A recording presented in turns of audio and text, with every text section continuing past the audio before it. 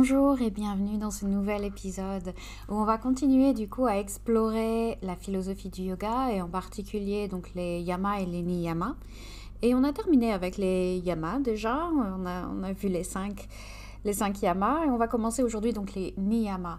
Les yamas se rapportaient plutôt à notre relation avec les autres alors que les niyamas vont plus être dans notre relation avec nous-mêmes. Même si, pour être honnête, dans les deux cas, en tout cas, dans mon interprétation des yamas et des niyamas, dans les deux cas, on parle de la relation avec nous-mêmes et avec les autres. Mais traditionnellement, c'est plutôt vu comme ça. En tout cas, c'est comme ça qu'on me l'a inculqué. Donc notre niyama, pardon, le premier des niyamas, c'est saucha. Saucha, c'est souvent traduit par la propreté, la pureté. Et moi, j'y vois aussi la simplicité. Donc, on peut penser comme pour les yamas, si on voit simplement que ça s'appelle ça s'appelle saucha pour propreté, on peut se dire, bon, bah, moi, je suis propre, je me lave tous les jours, c'est bon, c'est OK. Mais évidemment, ça va un petit peu plus loin que ça. Donc ça va effectivement à la base être la propreté, notre hygiène corporelle, l'hygiène aussi de notre espace. Et je peux même vous dire une anecdote à ce sujet, c'est que quand j'ai fait ma formation en Inde, on avait notre première séance du jour, notre premier cours c'était la méditation et c'était à 6h30.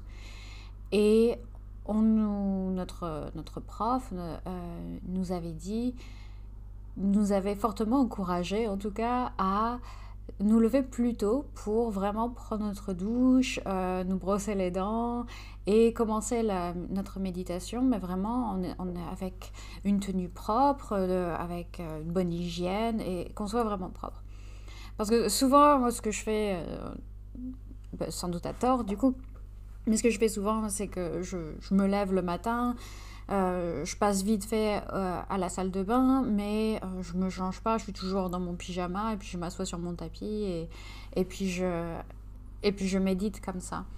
Mais c'est vrai que je remarque que quand on prend le temps de prendre une douche, de se brosser les dents, d'avoir une nouvelle tenue sur nous, on sent que on est plus frais pour la méditation, effectivement, et que ça a un impact sur la qualité de la méditation ensuite.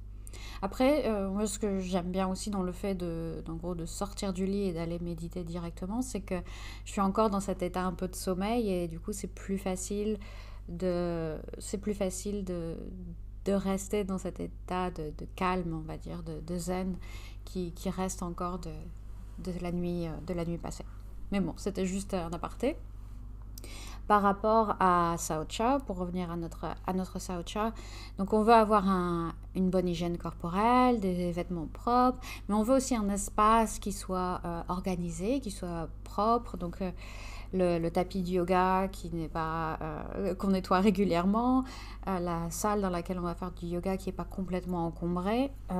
Moi, je dis ça et puis j'ai évidemment mon chinchilla et mon chat qui font leur vie dans ma salle de yoga, donc on y reviendra.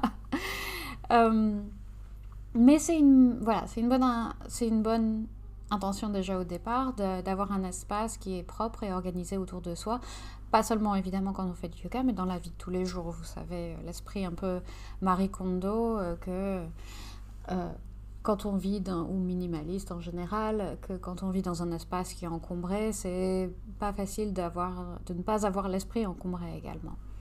Donc ça peut être une bonne idée de déjà considérer ça, et une bonne idée de pratique à faire aussi de votre côté. Est-ce que mon espace reflète vraiment, m'aide à me sentir plus en paix avec moi-même, m'aide à y voir clair, à avoir l'esprit clair, à avoir l'esprit organisé, ou est-ce que je me sens encombrée et est-ce que les choses que je garde autour de moi sont des distractions également.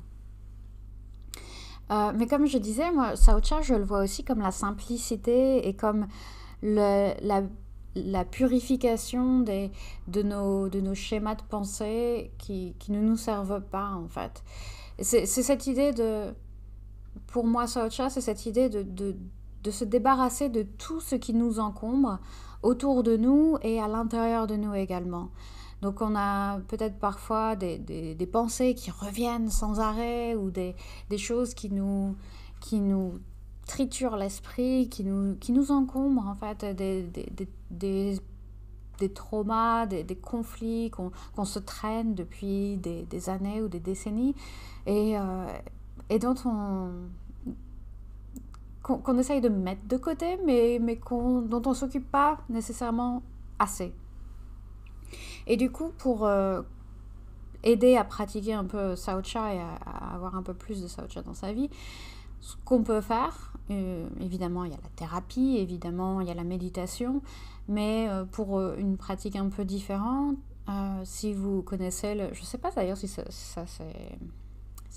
a une traduction, le terme est traduit en français, mais l'écriture libre peut-être, le free writing, ou bien ça s'appelle aussi parfois les morning pages, donc les pages du matin, ou le brain dumping, où on déverse le contenu de son cerveau. Dans les trois cas, c'est ça, l'idée c'est de déverser le contenu de son cerveau sur du papier, et de simplement écrire, et sans jugement et sans s'arrêter, une écriture un peu automatique.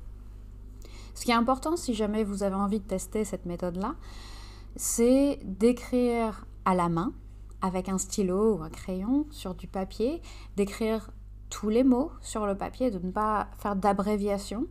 Donc de vraiment prendre son temps avec ça, de vraiment faire une pratique de pleine conscience également. Et également de ne pas juger, comme je disais, ce que vous écrivez. Vraiment juste écrire ce qui vous passe par la tête. Et ce qui peut aider également, c'est de mettre un timer, en fait, de mettre un minuteur et de se dire, ok, par exemple, si vous voulez faire ça le matin au réveil, c'est